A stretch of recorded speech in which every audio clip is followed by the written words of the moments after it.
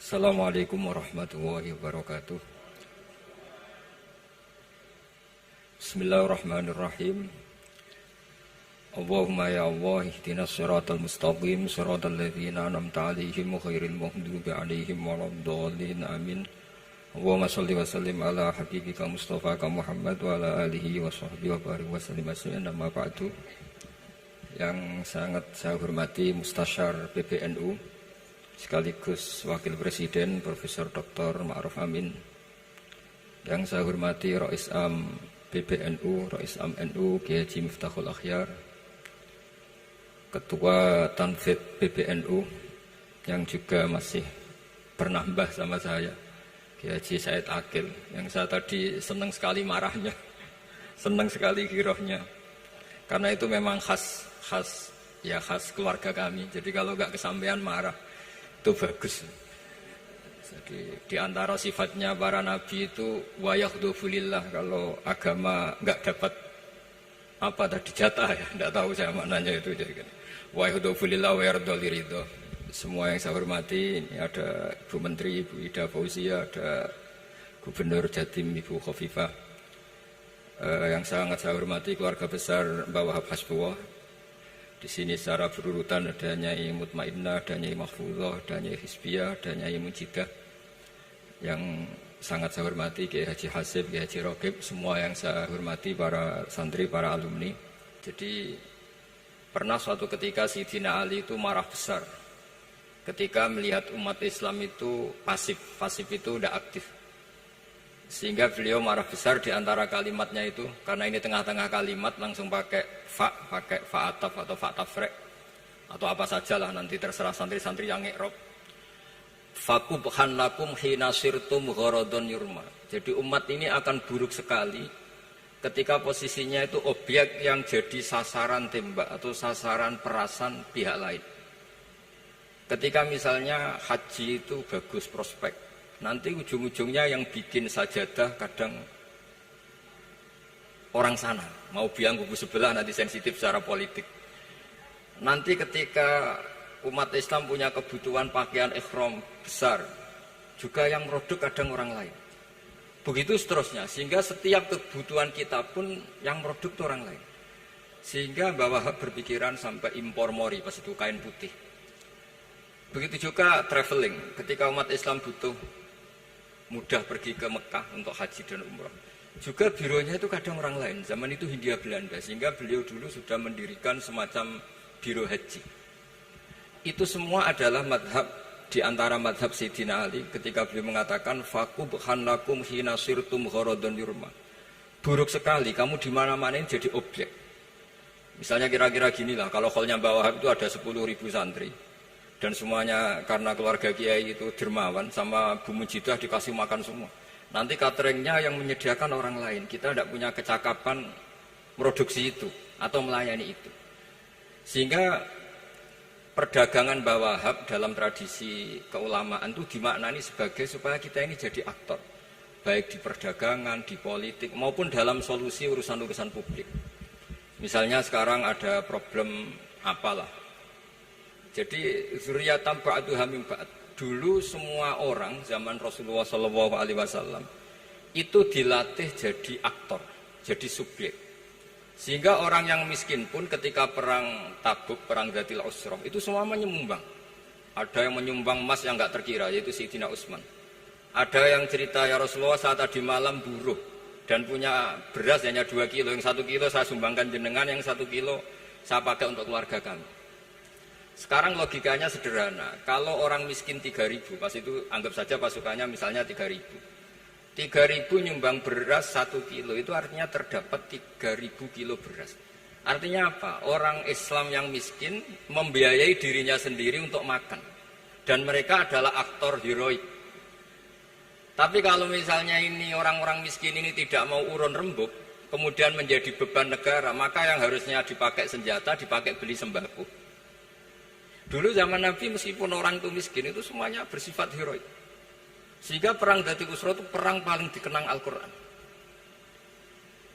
Nah, efek dari ingin memberi adalah tidak tamak. Makanya kalau dalam kitab tasawuf, itu orang pikir itu gak dikritik. Yang dikritik orang tomak. Karena orang menvonis orang lain kikir itu pasti karena berkeinginan mendapat. Kalau tidak berkeinginan mendapat, maka orang lain tidak akan kamu vonis sebagai kikir. Andai kan kita semua ingin memberi sumbangan kepada Indonesia, maka kita tidak akan menvonis pemerintahan kita tidak becus ngurmat kita. Meskipun pemerintah tentu berkewajiban ngurmat orang-orang miskin itu tentu. Tapi andai kan semua orang miskin berpikir ingin menyumbang pemerintah, maka tidak akan menyalahkan pemerintah ketika faktanya nanti suatu saat atau kapan saja, semoga ini tidak terjadi, itu tidak mampu menyumbang. Karena masyarakat kepikirannya memberi, bukan mendapat. Ini solusi-solusi yang diajarkan Rasulullah SAW yang disebut al-yadul ulya khairun minal yadis sufla. Jadi bahwa posisi memberi jauh lebih baik ketimbang posisi menerima. Sehingga ketika Allah mensifati orang baik itu siapa? Allah mensifatinya sederhana. Wa mimma razaqnahum yunfikun. Orang yang kepinginannya itu yang memberi. Itu dulu zaman Nabi pas perang Khandaq, pas perang Tabuk, pas beberapa perang. Itu orang yang paling miskin pun turun. Sampai orang-orang munafik mencibir, "Inna Allaha ta'ala la ghaniyun an shadaqati hadza." Allah tidak butuh sedekah hanya 1 kilo. Tapi coba efeknya dari sedekah 1 kilo itu tadi, misalnya orang miskin yang perang 3.000, itu semuanya memakan uangnya sendiri setidaknya enggak jadi beban negara. Terus mentalnya itu patriotik. Dari mental patriotik itu ketemu Belanda kayak apa, mereka bisa makan apa saja. Mulai ares gedang, mulai apa saja, yang penting halal. Karena mentalnya dari awal heroik. Tapi andai kan mereka mentalnya tomak, mungkin sudah mati. Karena, wah nunggu negara ngasih makan, proposal dulu, sudah mati. Tapi orang dulu enggak, karena heroik, inginnya memberi sehingga bisa mendapatkan solusinya sendiri. Ini solusi yang saya tawarkan sebetulnya ini mudawwan, artinya mudawwan itu ada di beberapa kitab, lihat di beberapa tafsir istilah perang Dzatil Usrah, perang Tabuk atau perang apa saja itu memang zaman itu susah sekali. Itu menjadi solusi utama adalah setiap orang ingin bermental patriotik. Nah, kalau sudah orang bermental patriotik itu gampang, mengukur apa saja itu gampang. Karena tadi dari 3.000 atau 1.000 atau apa saja pasukan, sampai ada yang urun tadi beras 1 kilo, tapi 1 kilo itu menjadi satu watak, satu karakter bahwa bangsa ini inginnya memberi sama negara, sehingga negara ini mudah merdeka. Coba kalau semua orang miskin zaman itu bermental ingin mendapat, ribut proposal, nyalahkan ini, enggak didata miskin tersinggung, kan capek. Jadi ini memang zaman akhir ya, agak aneh, orang enggak didata miskin itu tersinggung. Kalau besanan nyari yang kaya, tapi kalau ada sumbangan nyari sebagai yang miskin.